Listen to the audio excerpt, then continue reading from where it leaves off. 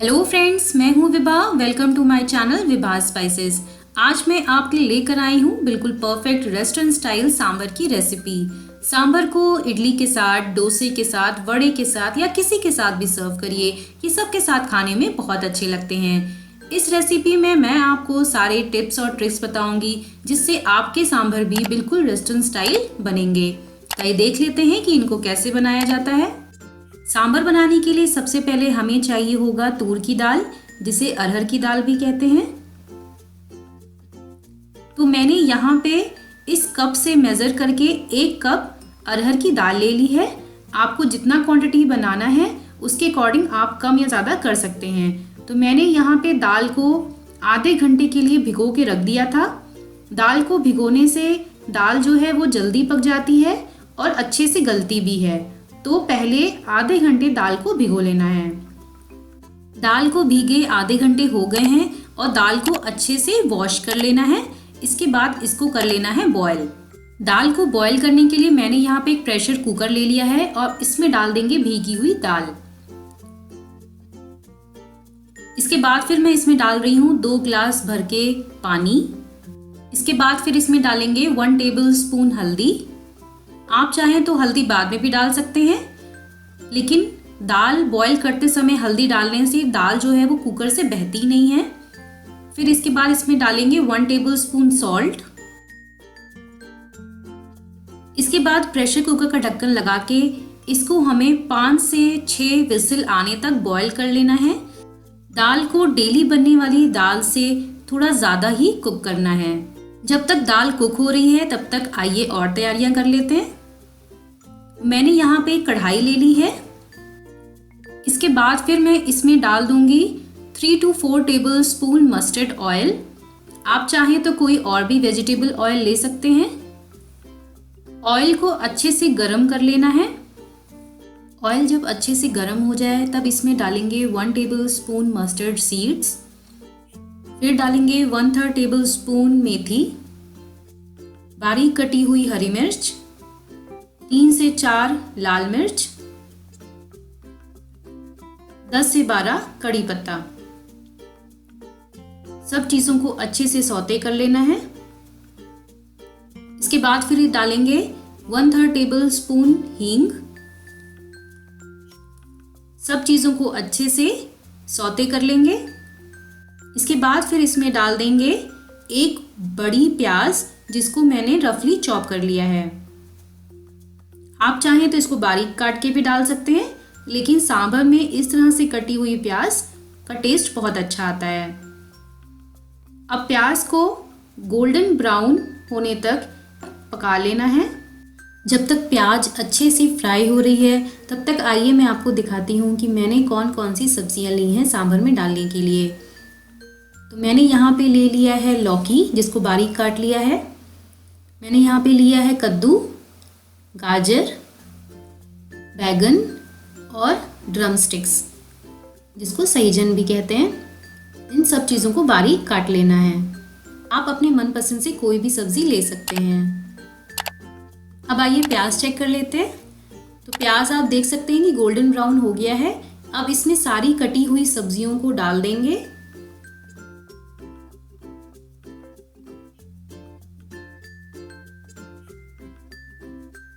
अब सब चीज़ों को अच्छे से मिला के हमें सारी सब्जियों को अच्छे से फ्राई कर लेना है।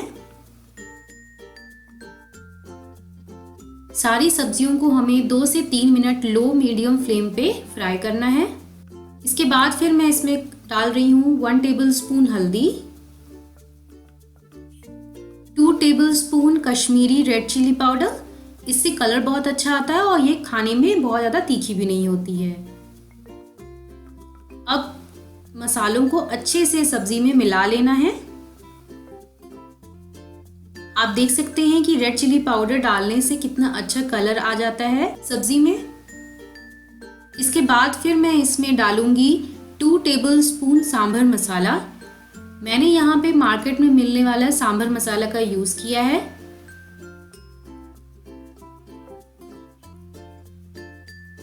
मसाले को डालने के बाद अच्छे से सब्जियों में मसाले को मिक्स कर देना है।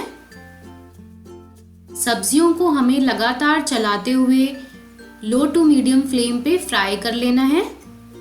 2 से 3 मिनट सब्जियों को अच्छे से फ्राई करने के बाद इसमें मैं ऐड कर रही हूँ फाइनली चॉप्ड टोमेटो।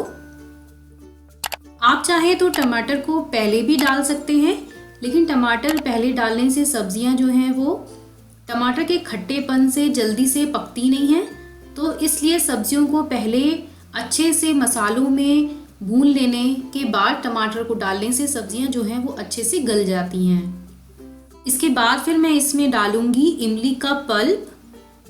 ये घर में ही निकाला हुआ इमली का पल्प है, आप चाहें तो मार्केट का भी ले सकते हैं। इमली के पल्प की क्वांटिटी को आप लोग जितना खट्टा खाना पसंद करते हैं उसके अकॉर्डिंग कम या ज़्यादा कर सकते हैं। अब सब चीज़ों को अच्छे से सब्ज़ी में मिला लेना है और इसको सारी सब्जियों को पका लेना है। इसके बाद फिर मैं इसमें डालूंगी 1/3 टेबल स्पून सॉल्ट। तो सॉल्ट ज़्यादा नहीं डालना है क्योंकि दाल में भी सॉल्ट डाला है, इसलिए यहाँ पे सॉल्ट की मात्रा को कम ही रखना है। सॉल्ट डालने से सब चीज़ें अच्छे से गल जाएंगी। अब आप देख सकते हैं कि टमाटर और सब्जियां जो हैं वो अच्छे से गल गई हैं। इसके बाद फिर इसमें ऐड करना है बॉईल किया हुआ दाल।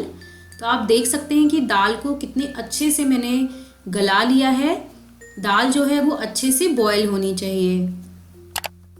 आप देख सकते हैं कि दाल कितने अच्छे से बॉईल हुई है। ऐसे ही दाल को बॉईल करना है। अब दाल जो है वो सब्जियों में डाल देंगे और दाल में सारी सब्जियों को अच्छे से मिक्स कर लेना है।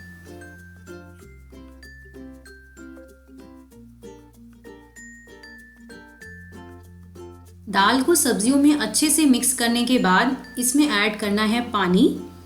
तो पानी की मात्रा को आपको जितना सांभर की कंसिस्टेंसी को रखना है उसके अकॉर्डिंग कम या ज़्यादा कर सकते हैं। तो मैंने यहाँ पे 1 कप पानी का भी यूज़ किया है क्योंकि सांभर जो है वो अभी बॉयल होगा और पकने के बाद इसकी क्वांटिटी जो है वो कम हो जाएगी। आप देख सकते हैं कि सांभर की कंसिस्टेंसी कैसी है। अभी आपको देखने में लग रहा होगा कि सांभर जो है वो बहुत पतला है, लेकिन सांभर जैसे जैसे पकता है वैसे वैसे सांभर जो है वो गाढ़ा होता है। अब आप देख सकते हैं कि सांभर में बॉयल आना स्टार्ट हो गया है। तो अभी सांभर को हमें लो टू मीडियम फ्लेम पे कम से कम 5 मिनट के लिए पका लेना है। सांभर को पकते हुए 5 मिनट हो चुके हैं और आप सांभर की कंसिस्टेंसी को देख सकते हैं कि सांभर जो है वो गाढ़ा होना शुरू हो गया है। तो सांभर को लगातार चलाते हुए पका लेना है जिससे कि अच्छे से सांभर में सारे मसाले और सब्जियां जो हैं वो पक जाएं।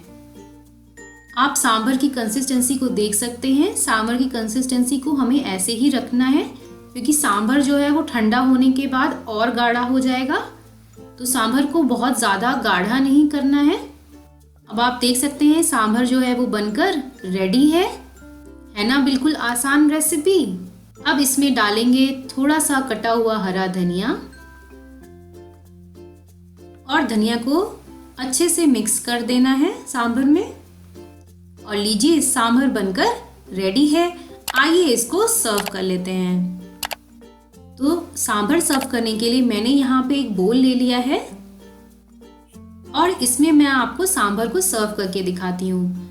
आप देख सकते हैं ना कितना बढ़िया सांभर बनकर रेडी हुआ है।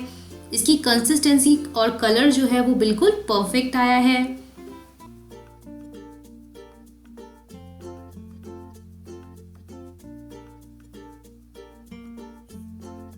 इस सांभर की रेसिपी को आप लोग अपने घर में ज़रूर ट्राई करिए। आप इस सांभर को इडली के साथ, वड़े के साथ या फिर डोसे के साथ सर्व करिए। ये सबके साथ खाने में बहुत अच्छा लगता है। ये सांभर खाने में जितना टेस्टी है उतना ही हेल्दी भी है।